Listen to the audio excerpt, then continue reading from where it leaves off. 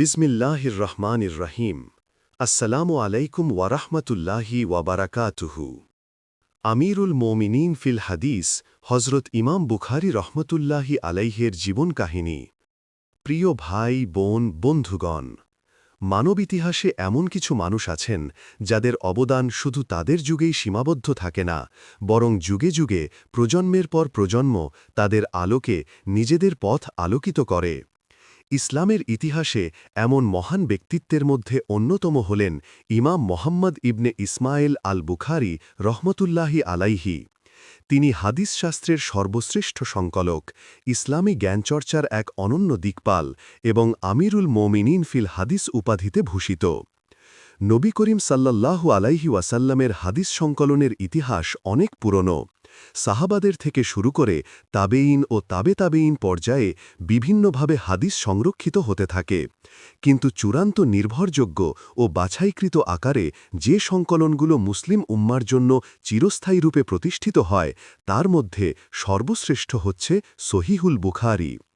এক কথায় বলা যায়, আল কোরআনের পর মুসলিমদের নিকট সর্বাধিক নির্ভরযোগ্য গ্রন্থ এটি।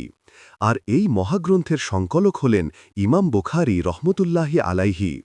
ইমাম বুখারী রহমতুল্লাহি আলাইহের জন্ম ১৯৪ হিজরি সনে খোরাসান অঞ্চলের বুখারা নগরীতে। তিনি ছোটবেলাতেই পিতৃহারা হন। তার মা ছিলেন একজন অত্যন্ত ধার্মিক, জ্ঞানী ও ঈমানদার মহিলা। অল্প বয়সেই তার অন্তরে কোরআন ও হাদিসের প্রতি প্রবল ভালোবাসা জন্মায়। কৈশোরেই তিনি কোরআন হেফজ করেন এবং হাদিস মুখস্থ করার প্রতি অসাধারণ ক্ষমতা প্রদর্শন করেন। ইমাম বুখারীর জীবনী পড়লে বোঝা যায়, আল্লাহ বিশেষভাবে তাকে ইসলামের সেবার জন্য বেছে নিয়েছিলেন। অদম্য পরিশ্রম, ত্যাগ, ভ্রমণ, রাত-দিন ইলমের সাধনা, আল্লাহর ভয় এবং জ্ঞানার্জনের তীব্র আগ্রহ তাকে এক অদ্বিতীয় অবস্থানে নিয়ে যায়। তিনি সারা জীবন হাদিস সংগ্রহের উদ্দেশ্যে বিভিন্ন দেশে ভ্রমণ করেছেন। মক্কা, মদিনা, মিশর, শাম, বসরা, কুফা, বাগদাদ সহ অসংখ্য নগরীতে জ্ঞানার্জনের যাত্রা করেছেন। তার সংকলিত সহিহুল বুখারী কেবল একটি হাদিসের গ্রন্থ নয়, বরং এটি এক মহাসাগর যেখানে রয়েছে ঈমান, আমল, নীতিনৈতিকতা, ইবাদত, লেনদেন, সমাজ, রাজনীতি ও মানবজীবনের প্রতিটি দিকের নির্দেশনা। বিশ্বব্যাপী মুসলিম উম্মার কাছে এই গ্রন্থ সর্বজন গ্রাহ্য এবং এর প্রণেতা ইমাম বুখারী রহমতুল্লাহি আলাইহের নাম চিরকালীন সম্মান ও শ্রদ্ধায় উচ্চারিত হয়। এই ভিডিওতে আমরা ধাপে ধাপে ইমাম বুখারীর জীবনের বিভিন্ন দিক আলোচনা করব। প্রথম পর্বে থাকবে তার শৈশব, বেড়ে ওঠা ও জ্ঞানার্জনের সূচনা। দ্বিতীয় পর্বে থাকবে তার ভ্রমণ, হাদিস সংগ্রহ, শিক্ষকেরা ও তার অসাধারণ স্মৃতিশক্তির গল্প। আর তৃতীয় পর্বে থাকবে সহিহুল বুখারীর সংকলন, তার জীবন দর্শন, চরিত্র, শেষ সময় এবং উম্মার জন্য তার রেখে যাওয়া ঐতিহাসিক অবদান। প্রথম পর্ব, শৈশব ও জ্ঞানার্জনের সূচনা। ইসলামের ইতিহাসে যেসব মহামানব নিজেদের জীবনকে কোরআন ও সুন্নার সেবায় উৎসর্গ করেছেন, ইমাম মোহাম্মদ ইবনে ইসমাইল আল বুখারী তাদের মধ্যে অন্যতম। তার শৈশব ও জ্ঞানার্জনের সূচনা আমাদের জন্য এক বিস্ময়কর অনুপ্রেরণার গল্প। এই পর্বে আমরা তার জন্ম, পরিবার, শৈশবের কাহিনী, প্রথম শিক্ষা, মায়ের অবদান এবং জ্ঞানার্জনের প্রতি তার অসাধারণ মেধা ও পরিশ্রম সম্পর্কে আলোচনা করব। জন্ম ও পরিবার। ইমাম বুখারীর পূর্ণ নাম আবু আবদুল্লাহ মোহাম্মদ ইবনে ইসমাইল ইবনে ইব্রাহিম ইবনে মুগীরা আল বুখারী। তিনি ১৯৪ হিজরির ৮১০ খ্রিস্টাব্দের শাওয়াল মাসের ১৩ তারিখে জন্মগ্রহণ করেন। তার জন্মস্থান ছিল বোখারা নগরী, যা বর্তমান উজবেকিস্তানের অন্তর্গত। সে সময় বোখারা ছিল ইসলামী সভ্যতা ও জ্ঞানচর্চার অন্যতম কেন্দ্র। তার পরিবার ছিল অত্যন্ত সৎ, ধার্মিক ও আল্লাভীরু। তার পিতা ইসমাইল ইবনে ইব্রাহিম ছিলেন একজন বিশিষ্ট আলেম ও মুহাদ্দিস। তিনি মক্কা, মদিনা, কুফা ও বসরা নগরীতে ভ্রমণ করে বহু মুহাদ্দিসের নিকট থেকে হাদিস শিখেছিলেন। বিশেষভাবে তিনি ইমাম মালিক রহমতুল্লাহি আলাইহের শিষ্যত্ব অর্জন করেন। ফলে ইমাম বুখারী জন্মগতভাবেই এক ইলমি পরিবেশে বেড়ে ওঠার সুযোগ পেয়েছিলেন। কিন্তু দুর্ভাগ্যজনকভাবে ইমাম বুখারী ছোটবেলাতেই পিতৃহারা হন। পিতা ইসমাইল এন্তেকালের সময় প্রচুর সম্পদ রেখে যান, যা তার পরিবারের জীবিকা নির্বাহের জন্য যথেষ্ট ছিল। যদিও এই সম্পদ তাদের আর্থিক কষ্ট দূর করেছিল, কিন্তু একজন বাবার স্নেহ মমতা থেকে বঞ্চিত হওয়া বালক মোহাম্মদের জীবনে গভীর ছাপ ফেলেছিল। তবে আল্লাহ তার জন্য আরও বড় নেয়ামত রেখেছিলেন, একজন জ্ঞানী ও ঈমানদার মা। শৈশবী দৃষ্টিশক্তি হারানো ও অলৌকিক আরোগ্য। ইমাম বুখারীর শৈশবে একটি বিস্ময়কর ঘটনা ঘটেছিল। তিনি ছোটবেলায় দৃষ্টিশক্তি হারিয়ে ফেলেন। তার চোখের সমস্যা এতটাই গুরুতর ছিল যে তিনি প্রায় অন্ধ হয়ে গিয়েছিলেন। এতে তার মা গভীরভাবে মর্মাহত হন। কিন্তু তিনি নিরাশ হননি। প্রতি রাতে তিনি তাহাজ্জুদে দাঁড়াতেন, আল্লাহর দরবারে দোয়া করতেন এবং কান্নাকাটি করে প্রার্থনা করতেন যেন আল্লাহ তার ছেলেকে সুস্থ দৃষ্টি ফিরিয়ে দেন। ঐতিহাসিকরা উল্লেখ করেছেন, এক রাতে তিনি স্বপ্নে দেখেন ইব্রাহিম আলাইহিসসালাম তাকে বলছেন, তোমার দোয়া কবুল হয়েছে, তোমার ছেলের চোখ আল্লাহ সুস্থ করে দেবেন। বাস্তবেও তাই হল। কিছুদিনের মধ্যেই ইমাম বুখারীর দৃষ্টি সম্পূর্ণভাবে ফিরে আসে। এই অলৌকিক ঘটনাটি তার জীবনে আল্লাহর বিশেষ অনুগ্রহের নিদর্শন। যেন ইঙ্গিত পাওয়া যাচ্ছিল, এই বালক ভবিষ্যতে এমন এক দায়িত্ব পালন করবে যার আলো যুগে যুগে ছড়িয়ে পড়বে। শৈশবের মেধা ও হাদিস মুখস্থ করার ক্ষমতা। ইমাম বুখারীর শৈশব থেকেই তার অসাধারণ মেধা প্রকাশ পেতে শুরু করে। ছোটবেলাতেই তিনি কুরআন হেফজ করেন।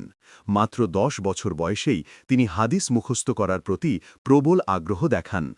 ঐতিহাসিকরা বর্ণনা করেন, 10 বছর বয়সে তিনি স্থানীয় মসজিদে গিয়ে আলেমদের কাছে বসতেন, তাদের থেকে হাদিস শুনতেন এবং সেই মুহূর্তেই মুখস্থ করে ফেলতেন।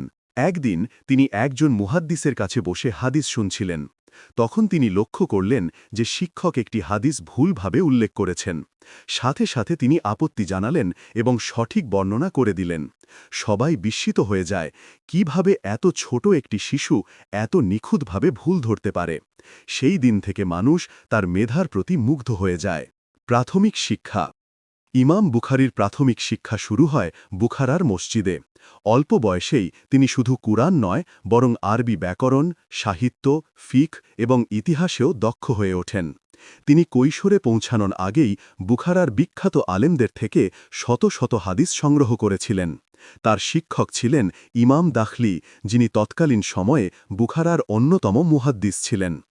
ইমাম বুখারী খুব কম বয়সেই বুঝতে পেরেছিলেন যে হাদিস সংকলন শুধু মুখস্থ করার বিষয় নয়, বরং এটি যাচাই বাছাইয়েরও বিষয়। তাই তিনি হাদিস শিখতে গিয়ে সর্বদা তার ইসনাদ, বর্ণনাকারীদের শৃঙ্খল ও সনদ যাচাই করতে চেষ্টা করতেন। অদ্ভুত স্মৃতিশক্তির প্রমাণ। ইমাম বুখারীর স্মৃতিশক্তি ছিল অবিশ্বাস্য। ইতিহাসে বহু ঘটনার উল্লেখ আছে যা তা প্রমাণ করে। একবার তিনি বুখারার এক মসজিদে হাদিস শুনছিলেন। শিক্ষক টানা 20টি হাদিস বর্ণনা করলেন। শ্রেণী শেষে শিক্ষক সবাইকে পরীক্ষা করতে শুরু করলেন। অন্য শিক্ষার্থীরা কিছু মনে রাখতে পারেনি, কিন্তু ছোট্ট ইমাম বুখারী বিনা কষ্টে পুরো 20টি হাদিস তাদের সনদ সহ হুবহু মুখস্থ বলে দিলেন। অন্য এক ঘটনায় বলা হয়, তিনি একবার 15,000 হাদিস মুখস্থ বলেছিলেন এবং এর কোনো একটি শব্দও ভুল হয়নি। অন্য এক ঘটনায় বলা হয়, তিনি একবার 15,000 হাদিস মুখস্থ বলেছিলেন এবং এর কোনো একটি শব্দও ভুল হয়নি। মায়ের ভূমিকা। ইমাম বুখারীর জীবনের সবচেয়ে বড় অনুপ্রেরণা ছিলেন তার মা। তিনি তাকে শুধু লালন পালন করেননি, বরং তার অন্তরে আল্লাহ ভীতি, সত্যবাদিতা ও জ্ঞানের প্রতি ভালোবাসা জাগ্রত করেছিলেন। একজন মা হিসেবে তিনি জানতেন তার সন্তান ভবিষ্যতে আল্লাহর দ্বীনের সেবা করবে। এজন্য তিনি কখনো তাকে অলস হতে দেননি। প্রতিদিন সকালে তাকে মসজিদে পাঠাতেন, আলেমদের কাছে বসতে উৎসাহিত করতেন এবং রাতের বেলায় কোরআন ও হাদিস পাঠ করার জন্য উদ্বুদ্ধ করতেন। প্রথম ভ্রমণ ও জ্ঞানার্জনের সূচনা। ইমাম বুখারী মাত্র 16 বছর বয়সে প্রথম ভ্রমণে বের হন। তিনি তার মা এবং ভাইয়ের সাথে মক্কা ও মদিনায় হজ পালন করতে যান। সেই সফরেই তিনি সিদ্ধান্ত নেন সারা জীবন তিনি হাদিস সংগ্রহ করবেন। হজ শেষে তিনি মদিনায় কিছুদিন অবস্থান করেন এবং সেখানে নবী করিম সাল্লাল্লাহু আলাইহি ওয়াসাল্লামের মসজিদে হাদিস সংগ্রহ শুরু করেন। এ সময় তিনি ইমাম মালেকের আল মুয়াত্তা গ্রন্থ মুখস্থ করেন। এই সফরের পর তার ভেতরে জ্ঞান অর্জনের প্রতি এমন এক অদম্য আকাঙ্ক্ষা জন্ম নেয় যে তিনি সারা জীবন দেশ দেশান্তরে ভ্রমণ করেছেন কেবল হাদিস সংগ্রহের উদ্দেশ্যে। বন্ধুগণ, শৈশব থেকেই ইমাম বুখারী রহমতুল্লাহি আলাইহি ছিলেন এক অসাধারণ মেধাবী, আল্লাভীরু ও পরিশ্রমী মানুষ। পিতৃহারা হওয়া সত্ত্বেও তিনি হাল ছাড়েননি, বরং তার মা ও তার আল্লাভীতি তাকে শক্তি জুগিয়েছিল। দৃষ্টিশক্তি হারানো এবং পুনরায় লাভ করার অলৌকিক ঘটনা তার জীবনে আল্লাহর বিশেষ নেয়ামতের নিদর্শন হয়ে দাঁড়ায়। কৈশোরেই তার হাদিস মুখস্থ করার অসাধারণ ক্ষমতা, বুদ্ধি ও স্মৃতিশক্তি সবার দৃষ্টি আকর্ষণ করে। আর মক্কা মদিনায় প্রথম ভ্রমণের মাধ্যমে তার জীবনের মহান অধ্যায়ের সূচনা হয়, যেখানে তিনি আজীবন হাদিস সংগ্রহ ও সংরক্ষণের জন্য নিজেকে উৎসর্গ করেন। দ্বিতীয় পর্ব, ভ্রমণ, হাদিস সংগ্রহ ও স্মৃতিশক্তির বিস্ময়। ইমাম বুখারী রহমতুল্লাহি আলাইহের জীবনের সবচেয়ে গুরুত্বপূর্ণ অধ্যায় হল তার অবিরাম ভ্রমণ, নিরলস সাধনা এবং হাদিস সংগ্রহের প্রতি অক্লান্ত প্রচেষ্টা। তিনি ছিলেন এক অদম্য সাধক, যিনি আল্লাহর রাসূল সাল্লাল্লাহু আলাইহি ওয়াসাল্লামের হাদিস সংরক্ষণকে নিজের জীবনের একমাত্র লক্ষ্য বানিয়ে নিয়েছিলেন। তার জীবন কাহিনী পড়লে বোঝা যায় কিভাবে একজন মানুষ অবিশ্বাস্য পরিশ্রম, তাকওয়া এবং আল্লাহর প্রতি গভীর আস্থার মাধ্যমে ইতিহাসে অনন্য মর্যাদায় প্রতিষ্ঠিত হতে পারেন। ভ্রমণের সূচনা প্রথম পর্বে উল্লেখ করা হয়েছিল মাত্র ১৬ বছর বয়সে ইমাম বুখারী তার মা ও ভাইয়ের সাথে হজে গিয়েছিলেন। হজ শেষে তিনি কিছুদিন মক্কা ও মদিনায় অবস্থান করেন। তখন থেকেই তার অন্তরে এক নতুন অঙ্গীকার জন্ম নেয়।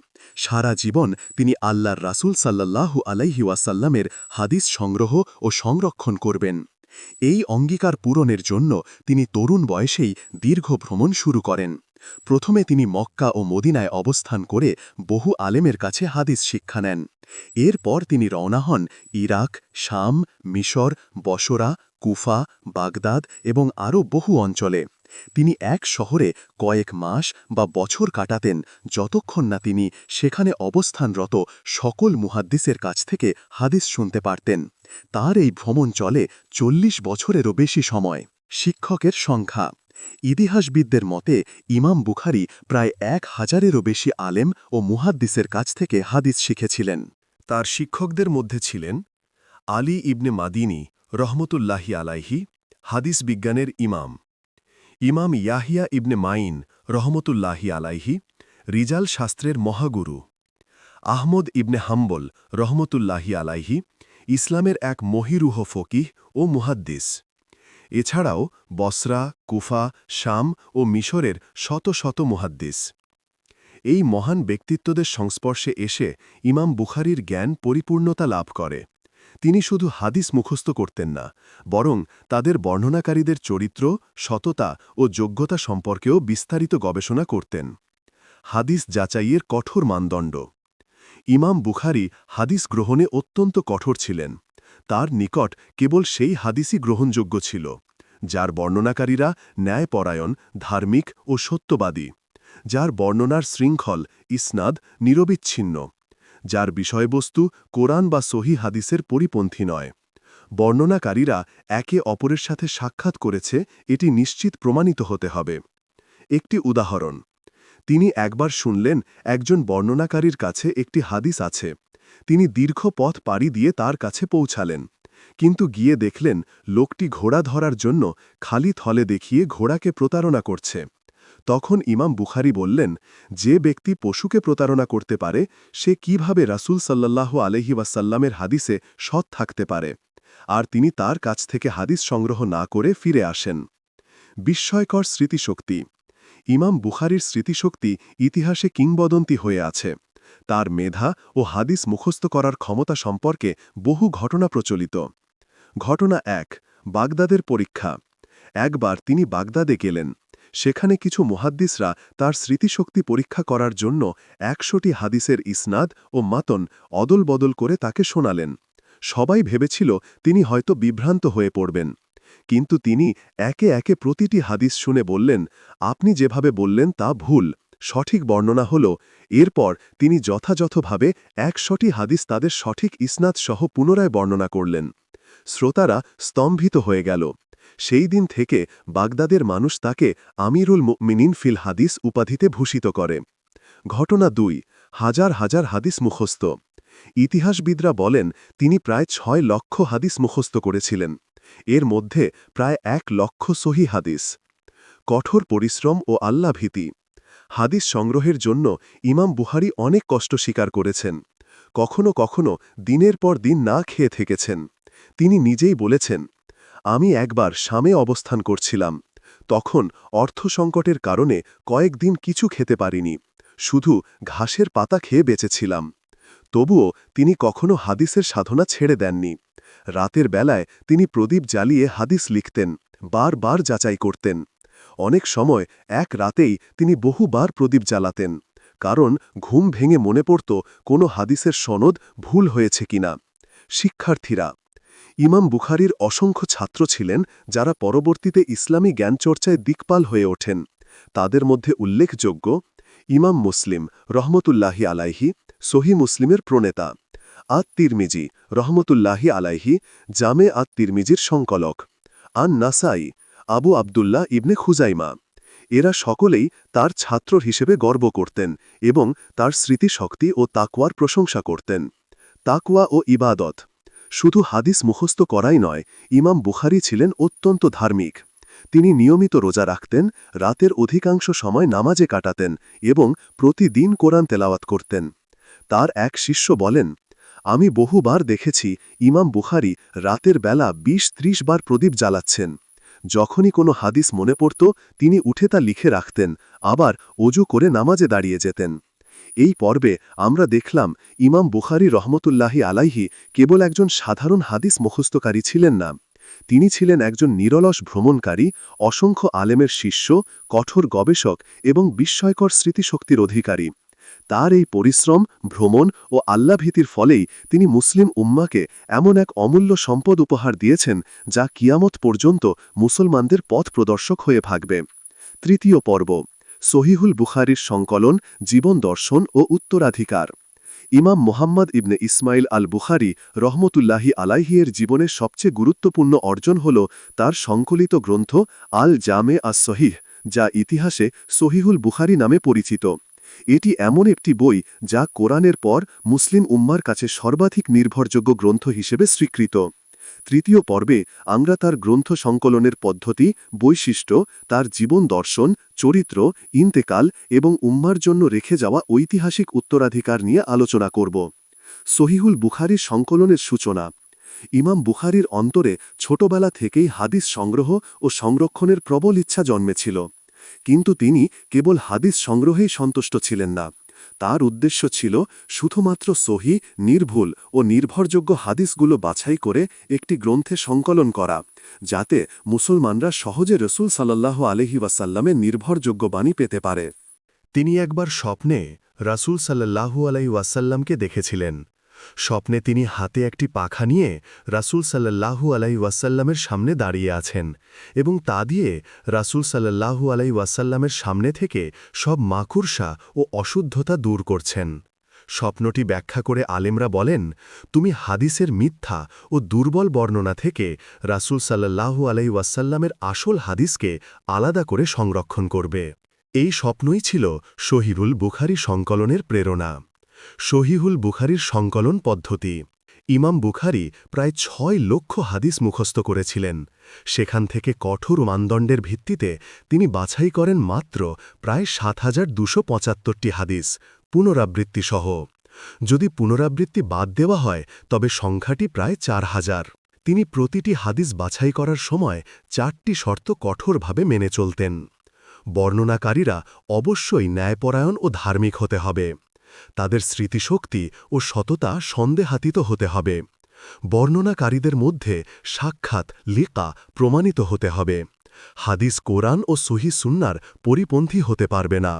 এমনকি তিনি প্রতিটি হাদিস লিপিবদ্ধ করার আগে গোসল করতেন, 2 রাকাত নামাজ আদায় করতেন এবং আল্লাহর কাছে দোয়া করতেন, যাতে কোনো ভুল বা দুর্বল হাদিস তার সংকলনে স্থান না পায়। সহিহুল বুখারীর কাঠামো ও বৈশিষ্ট্য। সহিহুল বুখারী কেবল একটি হাদিসের বই নয়, বরং এটি ইসলামী জ্ঞানের এক মহাসমুদ্র। বইতের কিছু বৈশিষ্ট্য হল: এতে রয়েছে কিতাবুল ইমান, কিতাবুস সালাত, কিতাবুস জাকাত, কিতাবুল বায়ু, লেনদেন, কিতাবুল আদব, কিতাবুত তাফসির ইত্যাদি নানা অধ্যায়। প্রতিটি অধ্যায়ের শিরোনামে ইমাম বুখারী অসাধারণ গভীরতা দেখিয়েছেন। তিনি কেবল হাদিস সংগ্রহ করেননি, বরং ফিকহি মাসায়েলের ইঙ্গিতও দিয়েছেন। সহিহুল বুখারী এমনভাবে সাজানো যে এতে একজন মুসলমানের জীবনের সব দিকের জন্য নির্দেশনা রয়েছে: আকিদা, ইবাদাত, লেনদেন, নীতিনৈতিকতা, রাজনীতি, সমাজ, শিক্ষা, যুদ্ধনীতি ইত্যাদি। সহিহুল বুখারীর গুরুত্ব। আজকের দিনে আল কোরআনের পর যদি কোনো কিতাব মুসলমানদের কাছে সর্বাধিক নির্ভরযোগ্য হয়, তবে তা হল সহিহুল বুখারী। ইমাম নববী রহমাতুল্লাহি আলাইহি বলেন, পুরো উম্মাহার ঐকমত্য যে সহিহুল বুখারী ও সহি মুসলিম এই দুই কিতাব কোরআনের পর সবচেয়ে সহি। শত শত বছর ধরে উলামায়ে কেরাম এই কিতাবকে ইসলামী আইন, ফিকহ, আকিদা ও হাদিস বিজ্ঞানের ভিত্তি হিসাবে ব্যবহার করে আসছেন। ইমাম বুখারীর চরিত্র ও জীবন দর্শন। বিনয়। যত বড় আলেমই তিনি হন না কেন, তার বিনয় ছিল অতুলনীয়। একবার তার শিষ্যরা তাকে অনুরোধ করলেন, আপনি আমাদের সামনে সহিহুল বুখারী পাঠ করুন। তিনি উত্তর দিলেন, আমার গ্রন্থ তো কেবল রাসূল সাল্লাল্লাহু আলাইহি ওয়াসাল্লামের হাদিস, এগুলো আমার নয়, আল্লাহ ও তার রাসূলের আমানত। তাকওয়া। তিনি কখনো হারাম তো দূরের কথা, সন্দেহজনক বিষয় থেকেও বিরত থাকতেন। যদি কোনো উপার্জনের সামান্য সন্দেহ থাকত, তবে তিনি তা ব্যবহার করতেন না। দানশীলতা। যদিও তিনি আর্থিকভাবে সচ্ছল ছিলেন, কিন্তু কখনো নিজের জন্য জমা রাখতেন না। দরিদ্রদের সাহায্যে সব সময় এগিয়ে আসতেন। জীবনের শেষ সময়। ইমাম বুখারীর জীবনের শেষ দিকে কিছু রাজনৈতিক ও সামাজিক বিরোধ দেখা দেয়।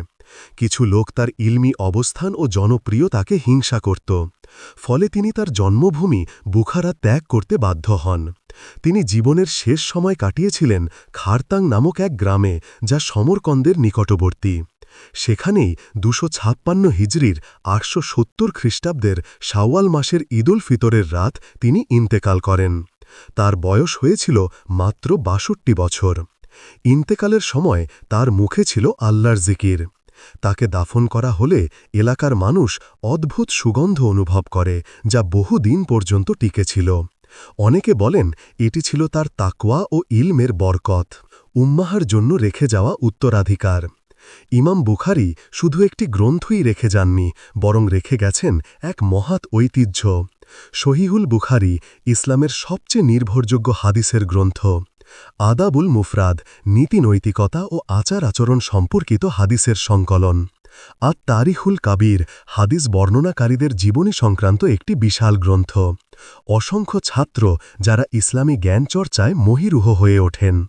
তার কাজের মাধ্যমে হাদিস সংরক্ষণ এতটাই শক্ত ভিত্তি লাভ করেছে যে আজও মুসলমানরা নির্ভয়ে বলতে পারে, নবী করিম সাল্লাল্লাহু আলাইহি ওয়াসাল্লামের হাদিস আমাদের কাছে বিশুদ্ধভাবে সংরক্ষিত আছে। বন্ধুগণ, ইমাম বুখারী রহমাতুল্লাহি আলাইহের জীবন কাহিনী আমাদের শেখায় যে আল্লাহর কাজে একনিষ্ঠ হলে তিনি বিশেষ সাহায্য দেন। ইলম অর্জন ও প্রচারের জন্য ত্যাগ তিতিক্ষা অপরিহার্য। সত্য ও নির্ভরযোগ্যতা রক্ষার জন্য কখনো আপোস করা যাবে না। তার রেখে যাওয়া সহিহুল বুখারী আজও আমাদের জীবনের আলো। যতদিন মুসলিম উম্মাহ থাকবে, ততদিন ইমাম বুখারীর নাম শ্রদ্ধা ও ভালোবাসায় উচ্চারিত হবে। হে আল্লাহ, আমাদেরকে এবং আমাদের সন্তানদেরকে হজরত ইমাম বুখারী রহমাতুল্লাহি আলাইহের মতো জ্ঞানে গুণে পরিপূর্ণ করে দাও। আমিন ইয়া রাব্বাল আলামিন। এই পর্যন্ত ভিডিওটি দেখার জন্য আপনাকে অসংখ্য ধন্যবাদ। ভালো লাগলে লাইক, শেয়ার এবং ফলো দিয়ে উৎসাহিত করবেন এবং সাবস্ক্রাইব করে পাশে থাকবেন, যাতে এই ধরনের ভিডিও আপনাদের কাছে পৌঁছে দিতে পারি এবং এই রকম ভিডিও দেখে আমাদের অন্তরাত্মাকে পরিশুদ্ধ করতে পারি। আসসালামু আলাইকুম ওয়া রাহমাতুল্লাহি ওয়া বারাকাতুহু।